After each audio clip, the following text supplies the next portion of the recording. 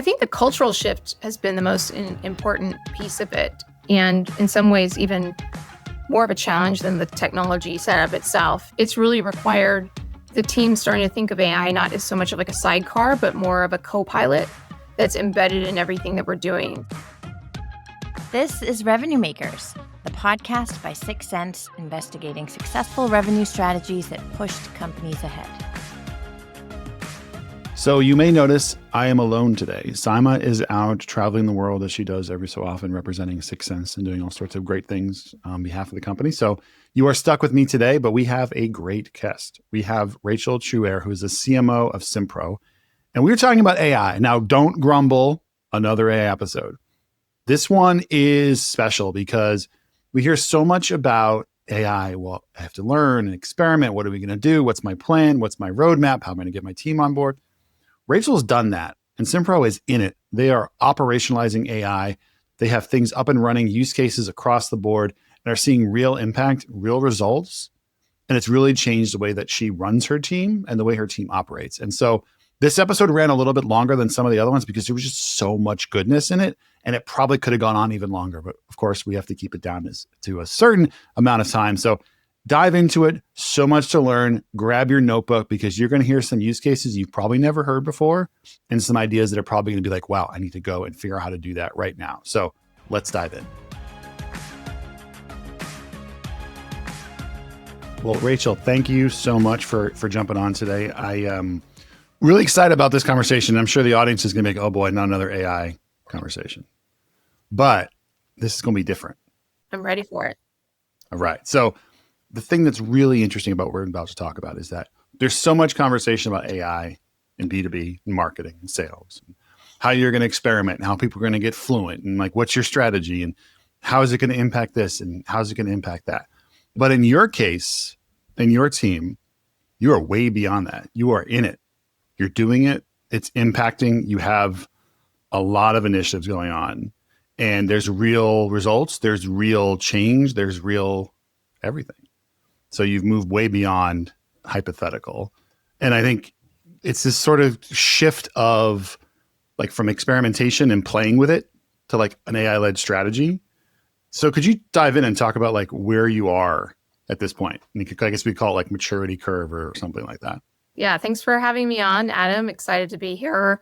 And yes, I've listened to many of those AI conversations over various formats. And one of the things that quickly became apparent to me was that it's one of those places where people just need to start doing to some extent. And the more you experiment, the more you can then start to scale it and have some modeling and predictability around it. So, my journey with how do I deploy AI in my organization really started a couple of years ago when I had a BDR who was working on my team when ChatGPT came out that took a real interest in it, was doing all sorts of interesting things with it. And I reached out to him and said, hey, would you do a lunch and learn and just teach us like, what is this ChatGPT and how we use it? And it's funny because I look back on that was near the end of 2023 and things have moved just so quickly since then in terms of the amount of potential around AI, what people can do with it, the software that's available to leverage. So how I think about it here at Simpro is we're in what I call operational AI stage. I've actually built a maturity model to kind of structure how I socialize where we're at with my executive team, my leadership team, the marketing org in general, and even our board. And when I look at even a year ago, we were more in what I call foundational AI. So foundational AI being, the culture is kind of experimental. People are kind of testing it out in different places. Different teams are using different tools and technology, and everything's a little bit ad hoc. It's not necessarily driving any kind of strategy. It's more an execution motion that's being driven. And it's unclear like what the impact always is. Oftentimes we found ourselves trying to articulate like the amount of time savings we were getting or our ability to accelerate our work. But now that we're in this operational AI phase, I see some real tangible differences. And it has to do in some ways around the culture and the shift around the culture of the team from an experimental mindset to more of an emerging mindset around, okay, we know this is here to stay. Now, how are we going to scale it? How are we going to build it into our models for next year? And our strategy is even starting to be defined in some ways by AI. And we could talk more about that. And then the other big area is just around our ROI. We're able to actually measure more business level metrics and impact of AI, which I think puts some real meat on the bone around the, why we're doing it and why it matters. You're at this operational stage. Now, at one point you were at that experimentation foundational. Before we get into all the goodness around the strategy and everything, like how did you actually get yourself and the team oriented of like, okay, we're playing with this, but now it's actually the real deal? I think the cultural shift has been the most important piece of it. And in some ways, even more of a challenge than the technology setup itself. It's really required the team starting to think of AI not as so much of like a sidecar, but more of a co-pilot that's embedded in everything that we're doing. So one of the ways that I did that over the last 6 months or so was by setting in our kind of marketing strategy for FY25 a top line objective for the team that we would in each of the functional areas of marketing, replace one workflow with AI. And I think understanding the difference between maybe a task or a tactic versus a workflow is it's something that's repeatable, that's happening frequently, that each team has a workflow that they can look at and say, maybe AI could help solve for this. And so I challenge each of my leadership team members with identifying a workflow and moving their team toward replacing that workflow with some kind of AI tooling. And I didn't give them a time frame other than I want this done by the end of the year. And what's been great is as some of the faster movers on my team got AI up and running more quickly in some parts than others, it's created kind of an internal competition for people to identify not just one workflow, but multiple workflows that they can start to leverage AI for. So I think, giving the team a clear picture around, hey, these are the objectives for the year when it comes to how we're leveraging AI, and then putting them in the driver's seat around where they want to deploy it, and then making sure you're socializing what the impact is or who's having success with what, and keeping everyone kind of eye on the ball when it comes to the overarching objective around, having a one workflow within each team that is replaced using AI. That's amazing in terms of just like getting everyone's mindset. But I mean, there's a lot of different programs and areas that we're going to talk about. But as I was looking, you sent me over your sort of your roadmap and your maturity plans, and voice of the customer and messaging was in there. And I don't know if that was one of the first places that you went to or not, but curious, like, I mean, you're really ahead of the game. You're talking about digital twins and kind of like defining personas and all that in there. Like, how is that just off the bat changing the way that you go to market? And maybe we talk a little bit about like what that actually means in terms of setting up the digital twins and all that before we get into the actual meat of it, though. Sure. Yeah. So voice of the customer was actually a bit of a gap here at Simpro. And if you think about, we're, quickly nearing 200 million in ARR, and we're a private equity backed business. And oftentimes voice of the customer as a scaled program can be a bit of a gap in these types of companies. We're not a big establishment where we've got a whole team working on voice of the customer. And the other challenge with voice of the customer is it often sits with a lot of different cross-functional teams. You can have it sitting in product marketing. You have people in brand working on it, people in product, people in customer success. And we weren't really consistently pulling together a single view on all of the voice of the customer data points that we were getting. And it created a lot of confusion and disagreement sometimes when it came to like, how should we prioritize what our customers are saying? So one of the things that we were able to do with this was identify a tool where we could actually go and build digital twins, leveraging not only data sets from our existing various teams that have this voice of the customer insights, but also doing some AI supported interviews with customers and prospects to build different personas. And it gave us almost a database of sorts to understand at a persona level, not only what are the pain points, but where do they sit in terms of their interest in field service management or in our types of solutions. It surfaced some additional personas that we didn't necessarily target.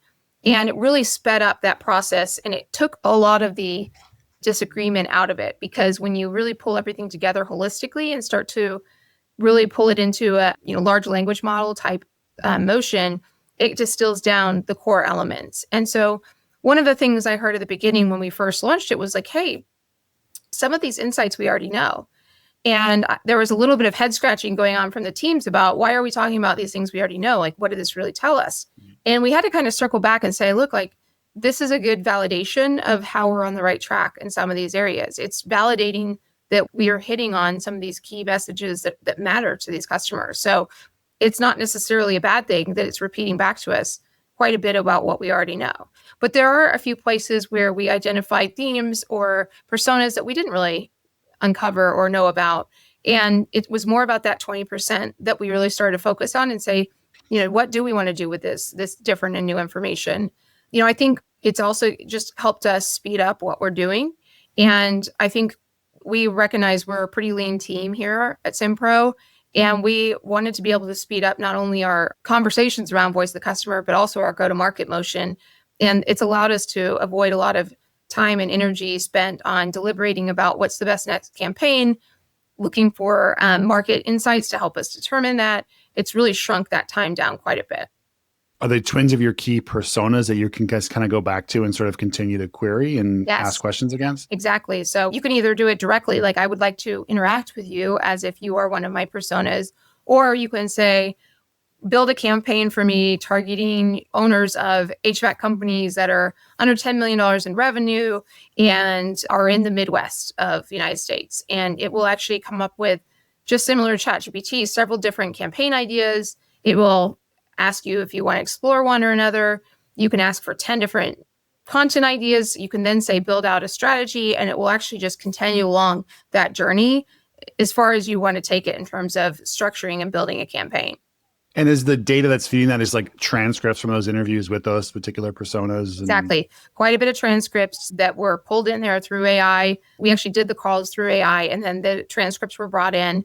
We also have loaded a lot of win-loss interviews, just a lot of historical content that we already had. So we went and got a fresh set of content, but we also have so much, like most businesses, we have so much data. And a lot of times it's not necessarily actionable, and it sits in different CRMs. One of the things we're doing right now is we're actually integrating that tool with our call recording tool that our sales team uses for all of their prospecting and sales calls, to be able to continue to feed transcripts into it and really have a better sense, almost in real time, of what's working, what's not, from how we talk about the product, how we talk about the industry and the space that we're in, and then continuing to build on those personas themselves.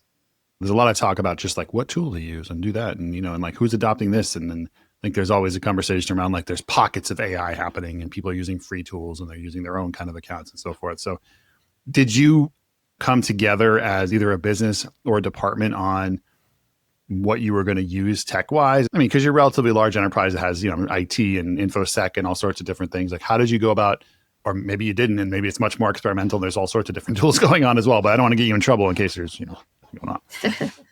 Well, I'm a little bit more in S for forgiveness phase. All of our technology has to go through our procurement process and through security. But one of the things that I found is when you're trying to move quickly, you need to identify the tool that's going to work the best. And it doesn't always mean staying with, for example, one suite of products that we are already using. And so this sits outside of our kind of core suite of products. It was actually kind of an opportunistic tool where we learned about it from, I was fortunate to have someone join my team that had worked with someone that had spun off to build this. We did several kind of calls around it and learned more about it. And then we started coming up with use cases and really pushing the boundaries of what it could and couldn't do for us.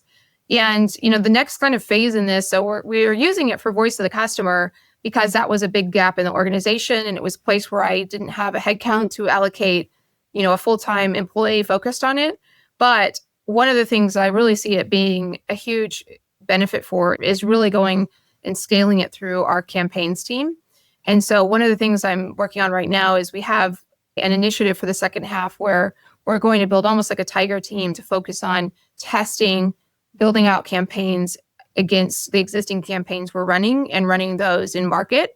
Because while we're using it for supporting our existing in-market campaigns, we haven't used it all the way soup to nuts the way that we identify that we can. And so it's kind of a next phase of our maturity to be able to say, hey, let's run this and see what we learn. If we can do an end-to-end campaign, leveraging, this tool for 90% of what we would normally do across 4 different teams, that's really an exciting unlock for us, right? There's still going to need to be humans in the loop for a lot of different places between taking the content, putting it into different forums and formats, building the paid search ads. I mean, there's definitely still space for humans involved, but if we can speed up that process, it's really exciting for us for next year in terms of how that might look. And I will say, the next question you might be asking is, wow, this is like a lot of change. And I think that's one of the things that, again, it goes back to culture. I'm having to really, even myself, up level how I'm leading through this, because it is a little disruptive. Some of these conversations create more questions than answers for people, even VPs on my team that are very seasoned marketers.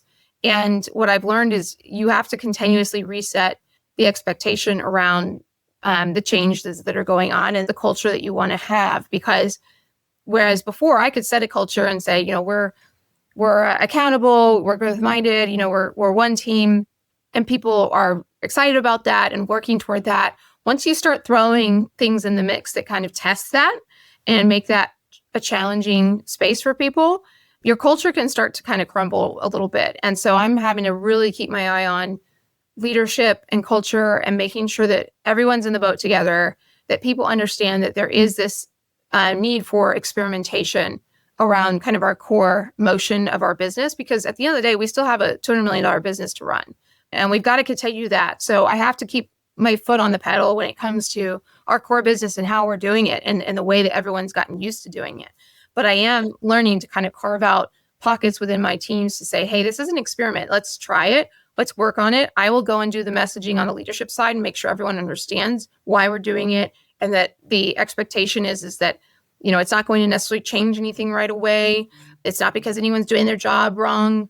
It's more that we're trying to test and understand and learn to inform what we do next. And this is the time to be doing that. So it definitely requires, I would say, a different type of leadership, a little bit more change management than maybe what most CMOs are having to do on a day-to-day basis these days. I mean, in my opinion, it's kind of table stakes at this point. You talk about AI workflows and all the things you're doing in the team now. Of course, one of the first generative AI use cases, everybody's was talking about content creation, but now what's happening is that AI is completely disrupting search and like all the way people are consuming content, the way they're getting to your site, or rather not getting to your site now, and sort of all the things that are happening with whether search is through one of the LLM tools, or now there was AI overviews on the Google side. Now we've got this AI mode that we're contending with. So one of the things, again, you would send me this really great overview. You talked about building this moat around AI search. And again, like very, very forward thinking from your perspective and your team. What have you been doing to think about how you're creating content in this very quickly emerging age of, maybe this is going too far, but where the primary potential consumer of this content is going to be these search and agents and AI tools, as opposed to it going right to a person? Yeah. This one is so disruptive. And for us, the big bullet point is that, 60% of Google searches now end without a click. And that's a huge shift from, a year or so ago. AI is answering so many questions without actually ever driving traffic to your own properties and websites. I remember being around earlier in my career during what became the inbound marketing days of content and SEO. I was a really early customer of HubSpot's when they first came out. And so I remember seeing that kind of migration toward creating compelling content that was highly discoverable on, Google search. And what I remember the most was that the people that got to that point the quickest were the winners. If you could dominate early inbounds SEO, organics SEO, you were going to do well pretty much forevermore. Now, it's not to say you couldn't optimize if you were a late starter and everything else, but building that early competitive mode around inbound SEO was so important back then, and continues to be hard to overcome for people and companies. So my goal is to make sure that we're staying ahead of that. I think the very first step most companies need to take in understanding how to build a competitive mode around AI search is to improve their knowledge and reporting around what AI search is actually doing for them today. And so we have a whole team. My web strategy team has been focused on piloting and demoing a bunch of different discoverability Gen AI tools to understand what does that look like. And it also gives us the opportunity to have more recommendations around that. Some of my SEO experts focused on where are the places where we know AI search is really focused right now. I think just like Google, AI search will evolve. Like I think the algorithm will change over time. So what works today won't necessarily work in perpetuity, but what can we do now to be good stewards of AI search? And I think that's the other key thing is making sure that you don't end up in any kind of black hat situations like we used to see in the early inbound days where people created all this content and then got dinged. So, making sure you're still keeping a value added approach to whatever it is that you are doing.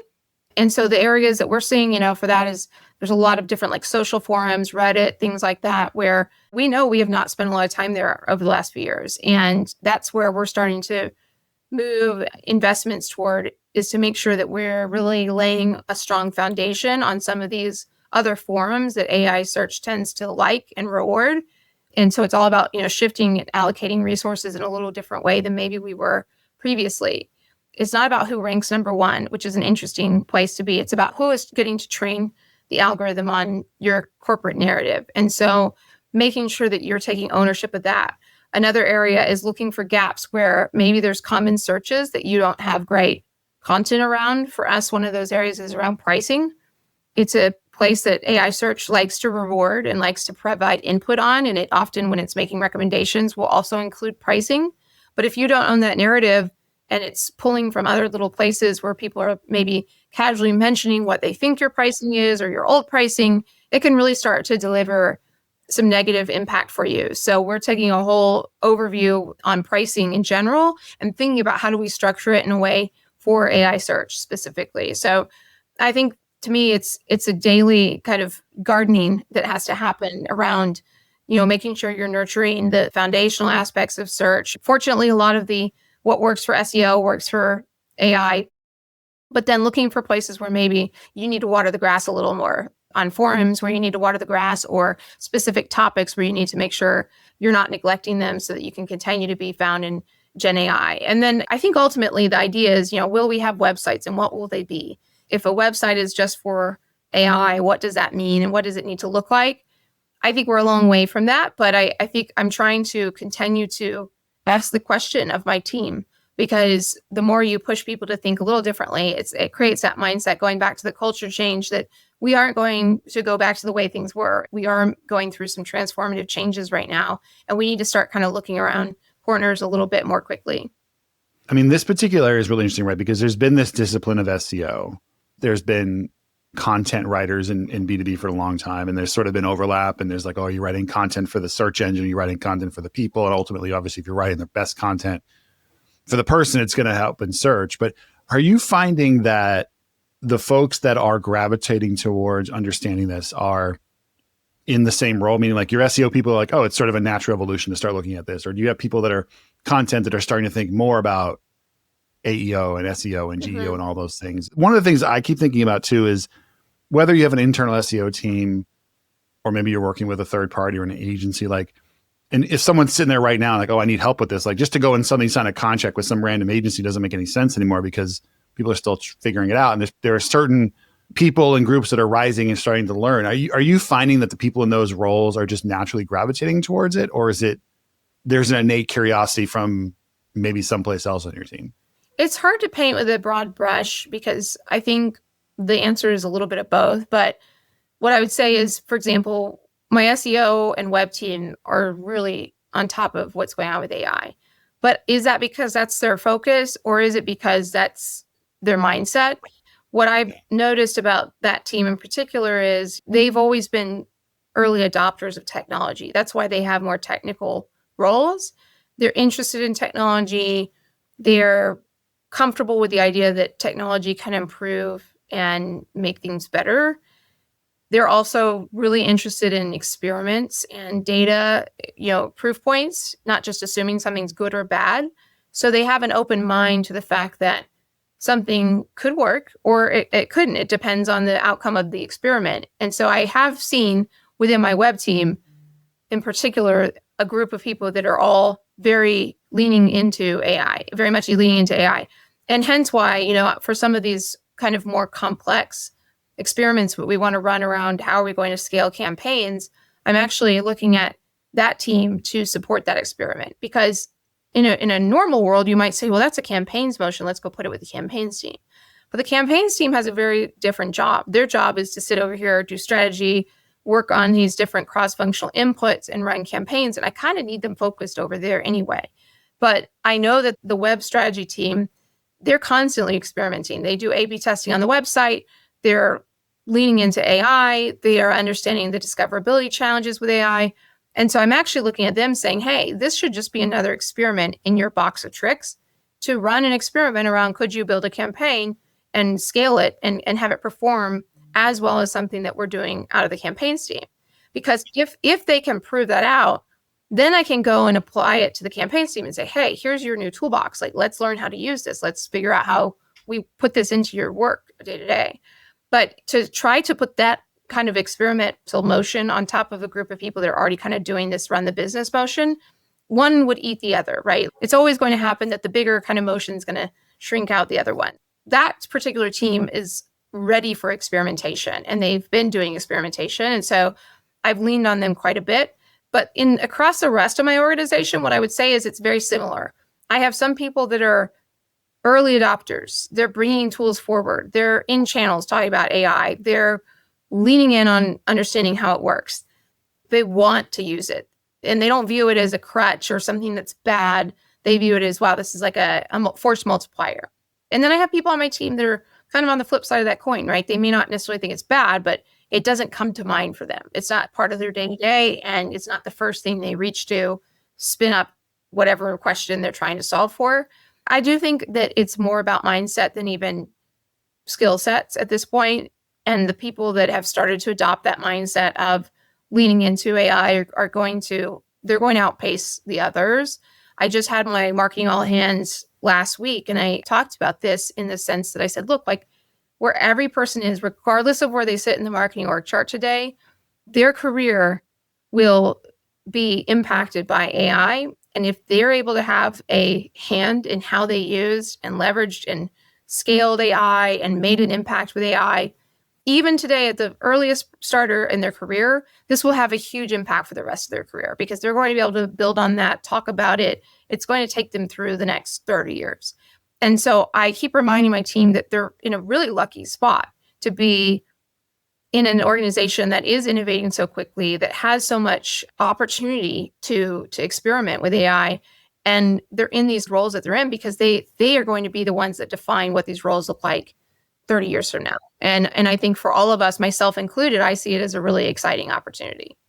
I find myself like, maybe I need to get out more, just like on the weekends and whatever. I'm just like, I'm seeing something new and like 4 hours go by and I'm like, wow, I just was like, it's so cool. But it's like, holy moly, just blows mind with some of the stuff that's starting to happen. It's very powerful. To truly be AI first, I've challenged myself to be AI first. So everything I do now, we were talking earlier, you sent me an email. I'm like, okay, I read this email, but I'm going to go check it with AI. I try to use AI for everything I do. I try to start with AI. And sometimes I forget and I'll be like Googling something or I'll be calling someone and trying to talk through. And I go, oh, wait, why don't I just look this up on AI? And it's interesting how once you start doing that, it does start to become a bit more of a habit. And I've found that it's unlocked more opportunities and ideas for me. That's, to me, if you're going to be AI first, like probably the easiest trick of the trade is like start with AI for everything you do. Try to spend one day where you don't even respond to an email without starting with AI and see how it goes for you. See where your frustrations are and where you have doubts and where you're skeptical. See what cool things end up coming from it, what you learn from it, what you might do differently because you started with AI. I think that's a great way for most people to start to embrace the benefits and the opportunity of it. All right. Last use case. Yes. And this is a big one. And this is one where you've got some real results. And this is very self-serving because it does talk a little bit about 6 Sense products. But outbound, BDR, SDR. And you talk about in your plan that you share with me, like wanting all outbound or automating all outbound to some form or fashion, inbound communications as well. So can you talk a little bit about in that specific area of bringing AI to an outbound motion, what you've been able to do and kind of some of the results so far? Yeah, absolutely. So we started the year with Q1. Our goal was to automate 100% of our inbound outreach. So basically BDR follow-up on any inbound MQL. And then for Q2, to start to automate 100% of our outbound motion. One thing I'll start by saying is that 100% number isn't the mandate, it's the mindset. It's a force to help us design for scale and to try to, obviously, there's going to be places where we're going to need human judgment and there's going to be nuances and edge cases. But by kind of setting these moonshot numbers of saying, hey, let's automate 100% of what we're doing, it makes people think differently than, oh, let's just do one little agent trialing it over here in the business. And so what we found is now 100% of all of our MQLs are now touched by an AI agent using 6sense. And we started with that program at the beginning of December in 2024. We did a 30-day pilot. Within the first 2 weeks, we had several opportunities that were qualified by the inbound agent that reached out to our inbound leads.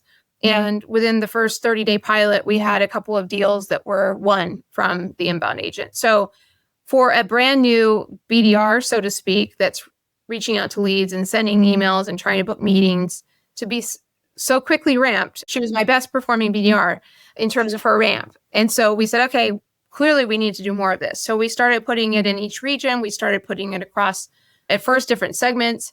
And ultimately what we found was that it performed as well in each of the regions as a ramped BDR. So we said, let's just have this underpin everything that we're doing on the inbound side. So now if you submit a lead to Simpro, you will get an email from a 6sense agent within 2 hours or less.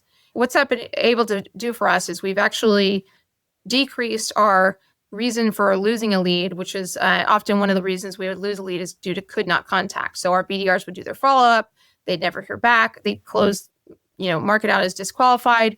And what we found was it actually reduced that by 80% in the first quarter that we were using the AI agent. So it's had a huge impact on our ability to move MQLs into sales qualified leads because we're getting to these leads faster. We're leaving no stone unturned. On the outbound side, we started deploying that in Q2. And what we found is that while the results are not as good as the inbound side, which makes sense because inbound people are hand raisers, it's as effective as having a BDR doing outbound prospecting over email as it would be having an agent do it. So we've now really refocused our actual humans to doing higher value, higher touch outreach. So they're doing calling, they're doing account research, they're sending direct mail, they're going to events, they're doing the things that AI can't necessarily do at scale. And then meanwhile, all of the kind of more routine outreach over email that they used to have to click buttons and try to automate as best they could is now happening for them.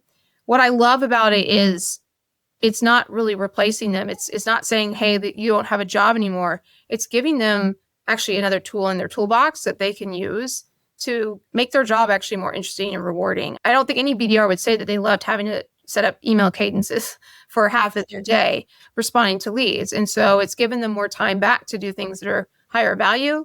And we've also been able to create a new function within our go-to-market that's a kind of more of a full cycle BDR and sales reps. So we have a new ISR team where we're actually repurposing some of our higher senior BDRs into kind of full cycle sales reps. So they're actually getting to have a more interesting job, a different job, a job that has more career progression for them because we don't need as many of those BDRs focused on just outbound. We now can have them doing some of our full cycle sales on some of our smaller deals.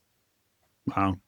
Are the AI agents and the BDRs, are they working together on same accounts, or is there like a clear delineation between where each one of them spends? Right now, we have them across the whole set of accounts. We have different agents for different segments. And then we have the humans actually working on some of the more quality accounts doing the deeper, higher touch follow-up. And then we have a set of accounts that just gets AI agents. If someone raises their hand or becomes an MQA, that's when they go into like the next tier in terms of their follow-up that they get from a human. So we have a question, and I did not prep you on this, so I'm sorry in advance. We have a question that we ask all of our guests. What is the most ridiculous thing you've ever been asked to do in your career? And it can be ridiculous bad or ridiculous good. I won't say what company it was, but it would be pretty obvious if someone really wanted to know. But I'm not going to say the name. But I did a brief contract role when I was doing my MBA with a very large industrial manufacturing type company. And I went in as like a digital marketing manager. Okay, that was my title, digital marketing manager. You go into their big corporate office, and I would go in, I sat down, and one day they came and they handed me this large stack of that very thin, like newspaper print paper in a book, like bound in a book. And it was probably like 5 or 6 of these books. And it was their supply catalog of all of their various, just like product D792, product name, this and that, the price and this. And they said, we have these catalog books, these product catalog books, and we give them out to our suppliers and whatnot, but we need them all put into a spreadsheet. Oh my God. And I was like, okay. And I really at that point didn't quite get what the ask was. I mean, it didn't connect until it happened. And then someone had been creating this spreadsheet by hand. And they were like, today it's your day to work on it. I made it through about 10 pages. And luckily it was near the end of the day. And I went home that day and I was like, I think I'm going to have to resign from my contractorship, because I realized that was not at all what I expected as a digital marketing manager to be doing there. So that's the most ridiculous thing I've ever been asked to do. That's pretty good. Yeah.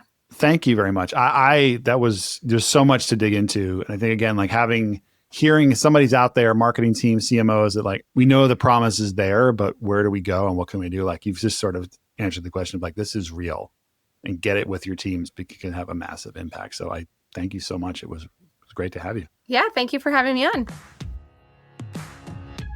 You've been listening to Revenue Makers. Do you have a revenue project you were asked to execute that had wild success?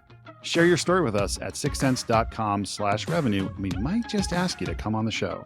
And if you don't want to miss the next episode, be sure to follow along on your favorite podcast app.